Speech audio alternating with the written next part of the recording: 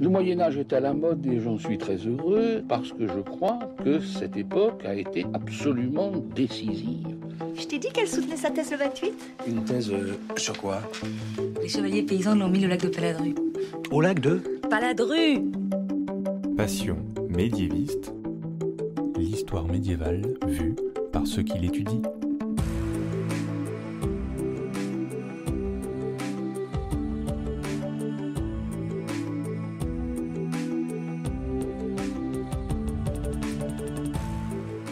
Est-ce que l'on sait tout du Moyen-Âge? Et d'abord, qu'est-ce que le Moyen-Âge? En fait, il y a autant de réponses que de médiévistes.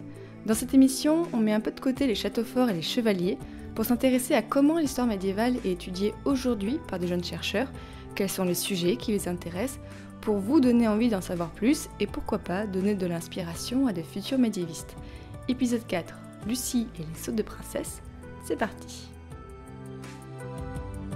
Excuse-moi, mais il y a des gens que ça intéresse? Pour ce 4e épisode, nous recevons Lucie Jardot. Bonjour Lucie. Bonjour. Tu es étudiante en histoire à l'université Paris 1 Panthéon-Sorbonne et en juin 2017, tu as présenté un mémoire intitulé Les sceaux des comtesses de Flandre et de Hainaut du XIIIe au XVe siècle, sous la direction d'Olivier Matteoni.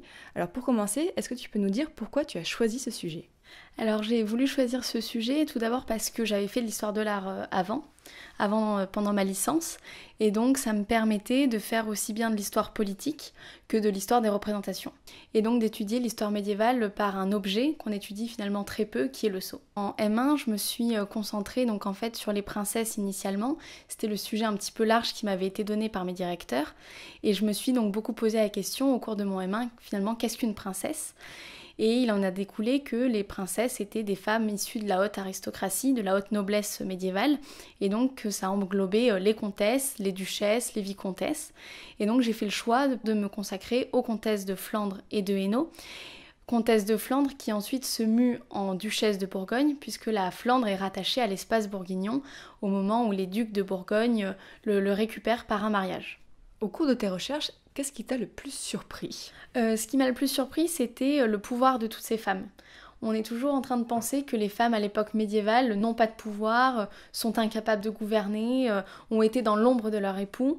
Et ce qui m'a beaucoup surpris, c'est qu'en réalité, pas du tout. Un bon nombre d'elles ont réellement gouverné, ont eu un vrai rôle dans la société, politique, mais aussi matrimoniale. C'est elles qui vont se charger de marier leurs enfants, aussi bien leurs filles que leurs fils. Et c'est elles qui sont chargées de la paix au sein de la société médiévale. Et c'est toute l'importance de leur mariage, c'est elles qui vont faire le pont entre deux lignées, venant garantir une alliance. Et c'est vraiment, pour moi, toute l'importance de ce mémoire, c'était vraiment de réhabiliter les femmes. La figure qui, je pense, m'a le plus marquée reste Jacqueline de Bavière. Jacqueline de Bavière qui ne respecte aucun code, fait écart à tout ce qu'elle peut pour renvoyer à la situation particulière dans laquelle elle se trouve. Elle est à la fois veuve du dauphin de France, mais remariée à son cousin en Brabant avec qui elle ne s'entend pas du tout sur toutes les questions politiques, justement, où elle va être constamment dans la contestation. C'est finalement ce type de portraits qui m'ont permis vraiment de me rendre compte que les femmes ont un pouvoir à l'époque médiévale et qu'elles ont eu de l'importance politique. Lucie, pour ton mémoire, tu as étudié des recueils de sceaux de princesses faits par des historiens avant toi, mais est-ce que tu as pu aller dans des archives pour les voir en vrai, pour les toucher, les manipuler ? Au cours de mes dépouillements, j'ai pu effectivement voir les sceaux en réalité, puisqu'ils sont encore appendus aux actes très souvent, pas toujours en très bon état, mais ils le sont encore. Donc j'ai pu les manipuler, j'ai pu en voir la matérialité, et c'est ce qui m'a permis de voir par exemple dans un seau un cheveu qui a été mis entre les deux galettes de cire. Cheveux dont on pense que ça a été mis de façon consciente et qui actuellement fait l'objet de beaucoup de recherches, notamment pour les Mérovingiens, pour lesquels on a trouvé des poils de barbe, des cheveux ou même des poils de renard. Je dois aussi retourner en Mercie. J'en suis de nouveau la reine, et ce, grâce à vous. Sachez que vous n'êtes plus reine de Mercie, Gwentrid, parce que j'en suis le roi. Quoi ? Avant qu'il soit malheureusement mis à mort, les membres du Conseil souverain ainsi que ceux de votre famille ont été obligés d'apposer leur sceau sur ces documents et consacrer mon accession au trône. Comme vous le voyez, les emblèmes sont authentiques, les documents paraphés et faits devant témoins et devant Dieu. À partir de quand les hommes du Moyen-Âge ont commencé à utiliser des sceaux ? Alors les sceaux sont en réalité beaucoup plus anciens que l'époque médiévale. Ce n'est pas une invention médiévale, contrairement à ce qu'on peut souvent penser. Ils sont utilisés depuis la Mésopotamie, ont été aussi utilisés par les Grecs, les Romains, aussi dans ce même but que ce que vont reprendre les hommes médiévaux, qui est finalement un moyen de validation. Les Mérovingiens, les Carolingiens vont les utiliser, mais ce sera un droit régalien, donc personne d'autre ne peut l'employer. C'est au moment de l'effondrement du pouvoir monarchique au Xe siècle que petit à petit les chancelleries ecclésiastiques en tout premier lieu vont les reprendre. Par la suite, avec toujours ce mouvement d'effondrement royal, on va avoir de plus en plus de grands féodaux qui vont reprendre les sceaux. Donc au XIIe siècle, on voit de plus en plus de princes qui vont aussi le récupérer. Et au XIIIe siècle, on peut dire que toutes les classes sociales ont un sceau. Sans exception, que ce soit les bourgeois, les marchands, les universités, et les femmes, notamment de toute classe sociale, ont un sceau. Et qu'est-ce que les sceaux de princesses et de femmes avaient de si particulier par rapport aux sceaux des hommes ? Quelles sont les différences ? Alors les sceaux de femmes ont une première particularité qui réside dans leur forme. Donc c'est ce qu'on appelle le sceau en navette, en référence à la navette de tissage que les femmes utilisaient. Donc en fait c'est pour ça qu'au XIXe siècle on les a désignés de cette façon. Donc en réalité, si on emploie le vrai terme, on désignerait ces sceaux de forme ogivale.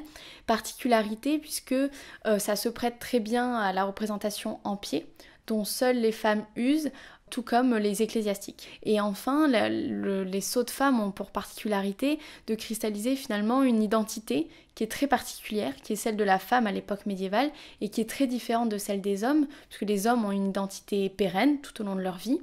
Un duc va avoir une identité à partir du moment où il est majeur jusqu'à la fin de sa vie. Les sceaux de femmes vont être amenés à beaucoup plus varier en fonction de l'état de la femme, donc c'est-à-dire de la fille à la femme à la veuve. Et est-ce que l'on sait comment les femmes choisissaient leur sceau, comment elles choisissaient ce qu'elles allaient représenter dessus ? Il est assez difficile pour nous de savoir comment les sceaux sont commandés et qui le fait. En réalité, la question qui se pose, c'est que très souvent, le sceau a été donné à la fille au moment de son mariage. Donc la question est, est-ce elle qui l'a commandé ou est-ce que ses parents ont fait la commande ? Sur certains sceaux, il apparaît nettement que la première matrice a été commandée en réalité par la mère ou par le père. Tout au long de leur vie, elles peuvent en changer. Là, ce sera une commande plus spécifique vis-à-vis d'elle. Pour ce qui est de l'image qui est représentée, deux phénomènes jouent. Tout d'abord, le premier qui est très particulier à l'époque médiévale, qui est finalement celui de l'identité. L'identité à l'époque médiévale, c'est pas l'identité le terme qu'on entend à l'heure actuelle, ça se réfère uniquement à un groupe. Ça n'est valable que vis-à-vis d'un groupe. C'est-à-dire que on va reprendre par exemple l'image de la dame en pied, parce que spontanément, on pourra l'associer au groupe nobiliaire auquel on fait partie. Et ensuite, on va essayer de synthétiser sur un module de 30 mm tout ce qu'on est et toutes les prétentions politiques, idéologiques qu'on pourrait avoir. Donc on va essayer de mettre, dans le cas des sceaux en pied, le blason de son père, le blason de son époux. Selon s'il se place à droite ou à gauche, on va plutôt signaler que l'on est d'un sang plus noble que celui de son mari. Et au dos, on va poser un contre-sceau qui, là aussi, au moyen du blason, va pouvoir rappeler sa préséance sur son mari ou non. Autour de cette figuration, on va mettre la légende sigillaire dont on a pu longtemps dire que les femmes se contentaient de rappeler les titres que leur époux leur octroyait par leur mariage. En réalité, une étude plus approfondie permet de voir que cette règle est très peu respectée finalement. Dans mon corpus, sur 21 femmes, uniquement 5 d'entre elles le font.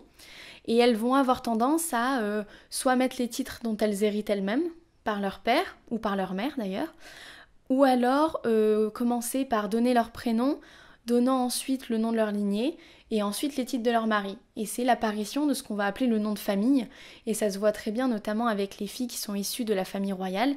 Je pense à Marguerite de France, qui va bien se dire Marguerite de France, comtesse de Flandre, et qui va de cette façon faire primer son sang capétien. Dans ton mémoire, Lucie, tu as étudié 21 femmes. Est-ce que tu peux nous en présenter quelques-unes qui ont fait un usage plus particulier de leur sceau au cours de leur vie ? Il apparaît finalement que les femmes qui ont utilisé le plus leur sceau étaient très souvent des femmes qui ont été au pouvoir de façon effective et qui en ont hérité. Donc la toute première que j'étudie, qui est Marguerite de Constantinople, qui elle va gouverner pendant près de 40 ans. n'acceptant pas de laisser le pouvoir à son fils aîné, qui n'héritera lui qu'à 52 ans de sa mère, juste 1 an avant son décès, elle finira par lui laisser le pouvoir. On peut penser également à Jacqueline de Bavière, qui est un point assez important dans mon mémoire, puisqu'elle a été à la tête de 3 comtés, et elle a eu 4 maris. 4 maris qui donc, dont le premier était dauphin de France, destiné à régner, mais meurt au cours d'une croisade. Et donc ce statut particulier de femme à la fois veuve, remariée, puis de nouveau veuve, elle va finir par fuir son 2e mari, se grimer en homme pour pouvoir fuir la prison où elle était enfermée, va finalement se refaire des sceaux pour affirmer son indépendance. Et c'est une figure très particulière parce qu'elle va énormément sceller. On a également une figure très particulière qui est celle de Marie de Bourgogne, qui est la toute dernière que j'étudie, qui elle va hériter de l'ensemble colossal de son père Charles le Téméraire. Elle va hériter donc de l'ensemble des Pays-Bas bourguignons et elle va sceller énormément d'actes. Elle va présenter des sceaux communs avec son époux. Elle va sceller près de 150 actes au cours de ces 10 années de principat. Tu peux me dire ce que tu as là? Ça fait plus d'1 heure que tu joues avec ça. C'est le sceau de mon père.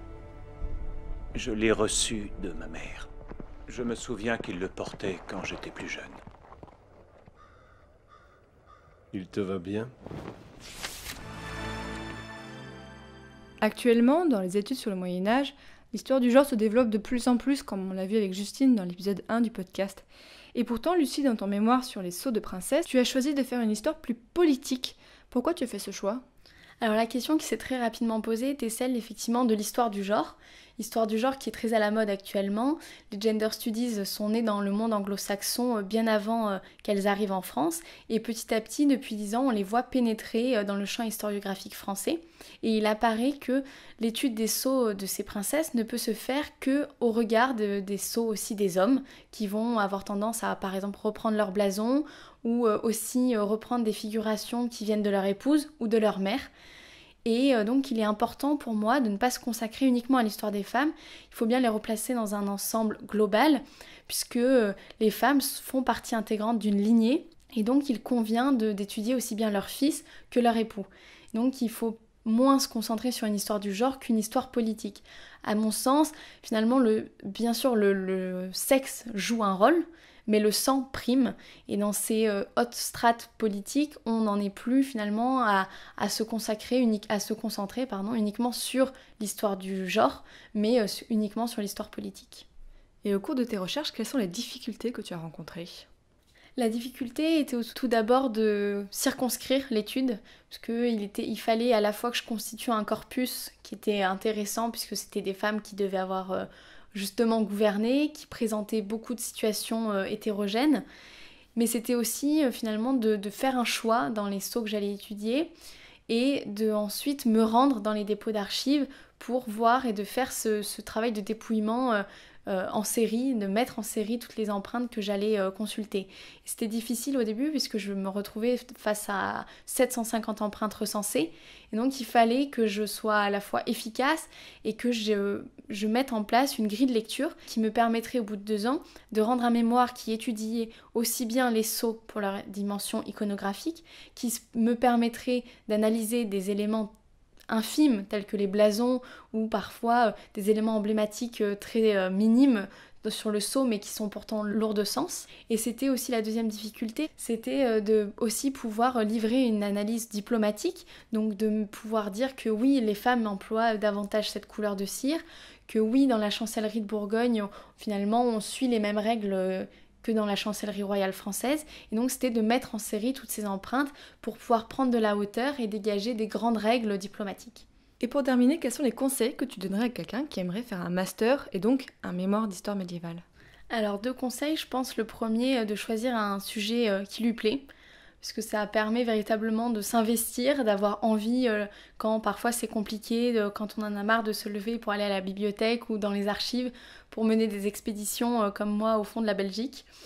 Et le deuxième conseil, ce serait de ne pas se décourager au tout début du Master 1 où c'est finalement très difficile pour l'étudiant qui arrive, qui ne sait pas ce qu'on attend de lui, qui ne sait pas faire de la recherche puisqu'on ne nous a jamais appris, qui reçoit très peu de conseils puisque finalement on ne nous les apprend pas, on doit apprendre sur le tas.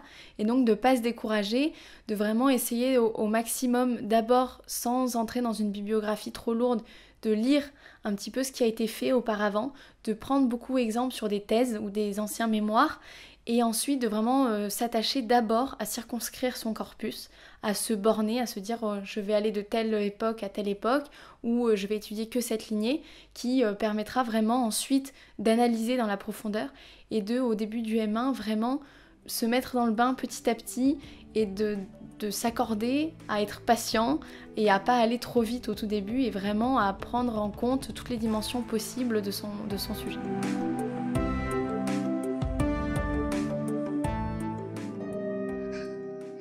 Ah, chienne de vie alors. Il faut pas dire ça. Bon, qu'est-ce que vous voulez dire d'autre? Ah non, il y a des jours, moi je vous le dis. Et oui, il ne faut pas se décourager, alors merci Lucie pour tes conseils, et merci pour tes éclairages sur les sauts de femmes, de comtesses et de princesses au Moyen-Âge. Merci de m'avoir invitée. Si le sujet vous a intéressé, vous pouvez retrouver plus d'informations dans la description de l'épisode sur SoundCloud. Et sur SoundCloud aussi, vous pouvez écouter les 3 épisodes précédents du podcast, c'est-à-dire l'épisode 1, on avait Justine qui nous a parlé de la reine Gerberge, l'épisode 2, Ombline, nous a parlé des dragons au Moyen-Âge, et l'épisode 3, c'était Paul et le roman de renard. J'en profite pour lancer un appel. Si vous aussi vous étudiez l'histoire médiévale, que vous faites un master ou une thèse, et que vous avez aussi envie d'être invité dans le Passion médiéviste, vous êtes les bienvenus dans l'émission. Pour cela, il suffit de m'envoyer un mail donc à l'adresse f.cohenmoreau@gmail.com, je mettrai l'adresse dans la description, avec un résumé de votre sujet et je vous répondrai très vite. Alors surtout, n'hésitez pas à vous abonner à nos comptes sur Facebook et Twitter pour suivre notre actualité. Et le prochain épisode sera consacré aux messagers en temps de guerre à la fin du Moyen-Âge. Salut!